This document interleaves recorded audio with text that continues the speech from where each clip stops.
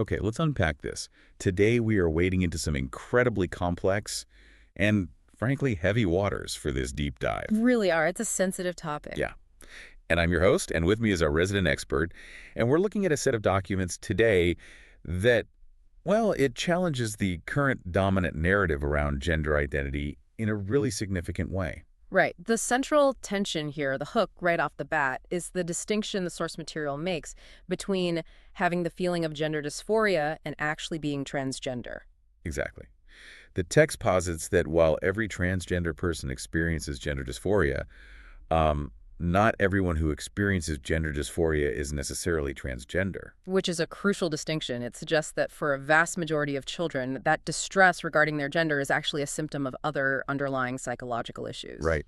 And so the mission of our deep dive today isn't to dismiss the pain or the confusion these kids are feeling. Far from it. Absolutely not. The goal is to walk through what the source calls the other known causes of gender dysphoria. So we're aiming for a clinical, compassionate examination of why a child or a teen might reject their biological sex due to factors that really have nothing to do with an innate gender identity. And for those listening, we are drawing these insights from a text analyzing rapid onset gender dysphoria, or ROGD, and we'll be looking heavily at data and quotes from the Desista-Resistor Detransitioner survey. Yeah, and before we really get into the weeds, we need to set the tone for you. The argument here is for differential diagnosis. Right, which is a medical term. Exactly. Basically, it means ruling out everything else before you settle on a conclusion. The source argues that proceeding with medical transition without checking for these other factors is, well, the text actually calls it grossly unethical. Because it's the standard of care in almost every other area of medicine. I mean, if you have chest pain, a doctor doesn't immediately assume heart attack. They rule out indigestion, anxiety, muscle stress. The argument the authors make is that we need that exact same rigor when a child says they feel they are in the wrong body. So let's start with the first mimic the text identifies. This was fascinating to me.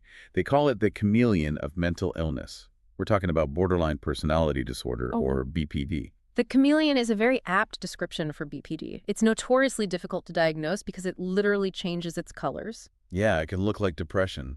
Or anxiety or mania.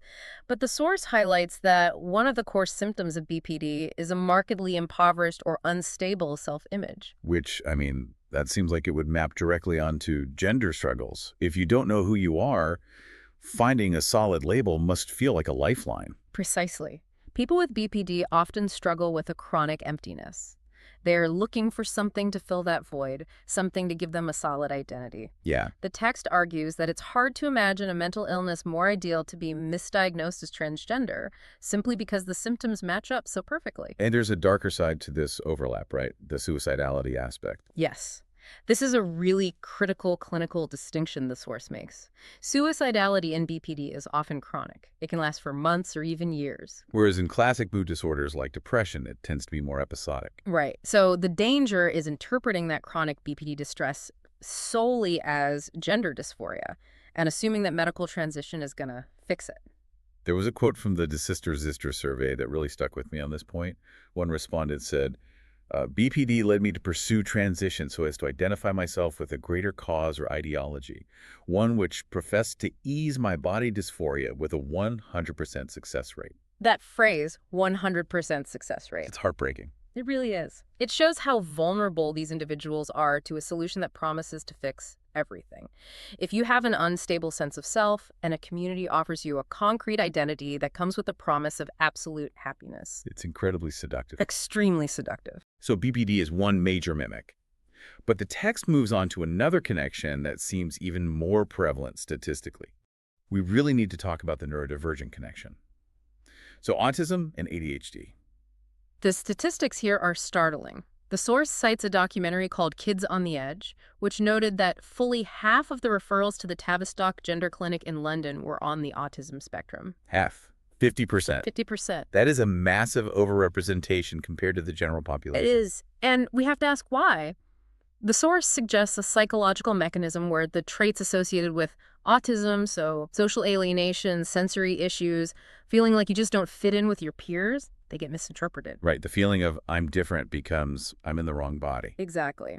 If you're a girl on the spectrum, you might find social interactions with other girls completely baffling. You might hate the texture of feminine clothing. The source quotes survey respondents who said things like, "My autism made me see other females as a completely different species." Wow. And there was another quote regarding ADHD that really clarified this for me.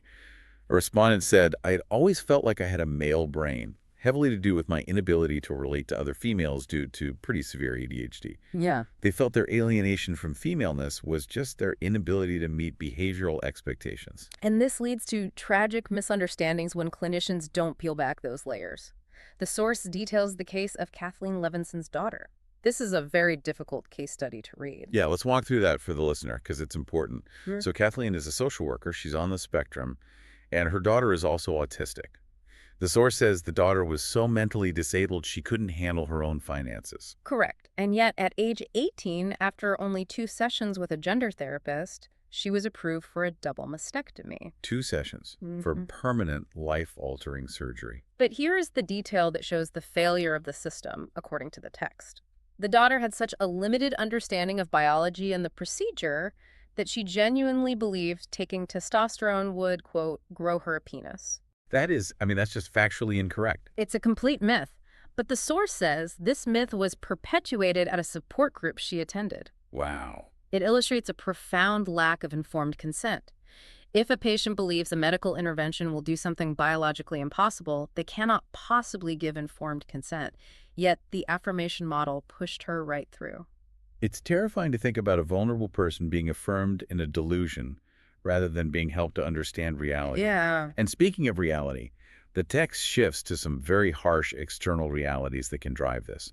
We need to talk about trauma, specifically sexual assault. This is perhaps the most painful section of the source material. It describes a psychological defense mechanism where a victim of sexual assault decides it is simply safer to be the opposite sex. The logic being, if I were a boy, this wouldn't have happened to me. Or if I become a boy, it can't happen again. It's a way to armor oneself. The source quotes the survey again, saying, "I developed a very masculine self at a young age after being raped, basically to dissociate myself from pain." There was another quote that hit hard. It said, "Needed anything to show me a way out of my body. Anything to make it not the body that could be hurt by someone else." You can really hear the desperation in that. You can. It's not about an innate gender identity. It's about escaping a vessel that feels incredibly vulnerable. And it's not just sexual assault either. The text mentions general bullying as well. If a boy is sensitive or effeminate and is constantly bullied for being a sissy, or a girl is bullied for being a tomboy, they internalize that message. You start to think, well, maybe everyone is right. Maybe I really am the other sex. There's a story of TWT in the text. This was an effeminate boy who was picked on and subconsciously decided it would just be easier if he was female. And the tragedy there is the timeline. He transitioned, lived as a woman for 20 years. 20 years. Yeah. It was only after what the source calls good psychotherapy that he realized it was actually okay to be a guy who has feminine traits. But by then, He's left with a permanently altered hormonal system. right, he can't get those years or his physical health back fully. The affirmation he received early on, which was considered progressive at the time, failed to address the root cause. It failed to address the bullying and the self-acceptance. Which brings us to this idea of outside pressures influencing identity. This leads into the next major factor the text outlines, which is social contagion. We've heard the term, but the source specifically links this to rapid onset gender dysphoria. Right. This is the phenomenon where entire peer groups, and the text notes it's usually friend groups of girls, come out as trans simultaneously. Which statistically seems highly improbable if we're talking about a rare biological condition. Exactly. If you have a cluster of 5 friends all identifying as trans at the exact same time, the source argues we have to look at group dynamics and social contagion, and there is immense external pressure involved here. Pressure on the parents, specifically. The support or else model. Parents are told by specialists that the only loving option is immediate affirmation, hormones, surgery. If they hesitate, they're often accused of being unsupportive or even bigoted. But the text also brings up a different kind of pressure, which I found really interesting. The pressure to not be gay. It argues that transition is sometimes used to resolve difficulty accepting homosexual feelings. This is the passing argument. The text claims there are, quote, no more teenage lesbians because they are all identifying as trans men. It suggests that for some teenagers, it feels easier or perhaps higher status to be a straight trans man than a butch lesbian. It even mentions PFL-EG, an organization that used to be about supporting gay kids has completely shifted focus. The source says there are no plain old homosexual kids there anymore. And if we look globally, the source points out the extreme manifestation of this in certain cultures. It mentions Muslim countries where homosexuality is illegal and socially unacceptable, so transition is actually forced upon gay people as a cure. Wow. You can't be a gay man, but you can be a straight woman. It's a form of erasure. That puts a completely different spin on the idea of progressive treatment. In that context, the text is saying it's actually deeply regressive. It raises a really uncomfortable question. Are we medicating away homosexuality in some of these cases? It's a vital question. Now, we've talked about external pressures, but let's go back inside the mind. Section 5 of our deep dive covers internal struggles. Specifically, the confusion between body dysmorphia and gender dysphoria. This is a critical differential diagnosis. Body dysmorphic disorder, or BDD, is when you obsess over a perceived flaw in your appearance. Anorexia is a severe form of this. Right. The source argues that gender dysphoria can essentially be a manifestation of this exact same mechanism. There was a survey respondent who explicitly linked their eating disorder to their gender identity. They said, I thought that the only way I could be happy being large and strong and obnoxious and taking up space was by being male. That's a profound statement about societal expectations. She felt her body type, large, strong, didn't fit the female mold, so she assumed she must be male. That's not gender identity, that's body image distress. And then there's just unhappiness, Yeah. depression, the grass is greener syndrome. Right. If only I were a boy, then I would be happy. It's a classic fantasy of escape. When you are a depressed teenager, you want to kill the part of you that is sad. Transition feels like a way to kill that sad person and be reborn as someone else, someone happy. Plus, there's the social status aspect. We touched on this with the peer groups, but the source is pretty blunt about the cool factor. Yes. The text mentions that taking on a trans identity can give instant popularity. A respondent noted they identified as non-binary specifically to fit in with the queer-straight alliance at their school. If everyone cool is non-binary, you don't want to be the boring cisgender kid. Okay, so we've covered a lot of ground. Mental health, trauma, social pressure. But there's one last category the source details, and it's arguably the most disturbing. Parental projection. This is where we get into Munchausen territory. The source documents cases where it is the parent's wish for a child of the other gender that actually drives the transition. The case of Nancy Verhelst is mentioned. This is a tragic story out of Belgium. Nancy was legally euthanized after a botched sex change. The source explains that her parents rejected her because she was a girl. They wanted a boy. So she tried to become a boy to win their love. Yeah. When the surgeries didn't fix her internal pain or their rejection, she took her own life. And then there's the legal case, Williams versus Freimeyer. Right, a mother trying to force her 5-year-old girl to become a boy named Bridge. The court actually found the mother was forcing this identity on the child. It shows that we cannot always blindly assume a child's transition is self-directed. So when you take all of this together, BPD, autism, trauma, social contagion, parental issues, what does this say about the current medical model? The source is absolutely scathing regarding the gender-affirmative model. It calls it frustratingly simplistic and naive. The argument is that by blindly affirming a child's stated identity without investigating these comorbidities, professionals are fundamentally failing their patients. The text actually uses the term medical negligence. Because if a patient comes in with stomach pain caused by appendicitis, and you treat them for indigestion because that's what they said they had, that's negligence. Exactly. The source argues that if a child comes in with gender distress caused by autism or trauma, and you treat them with hormones without looking deeper, that is also negligence. And we have to consider the desister perspective here. The source emphasizes that these aren't theoretical people. Yeah. These are real people who transitioned and then realized it was a mistake. The proponents of the affirmative model often claim detransitioners are rare anomalies.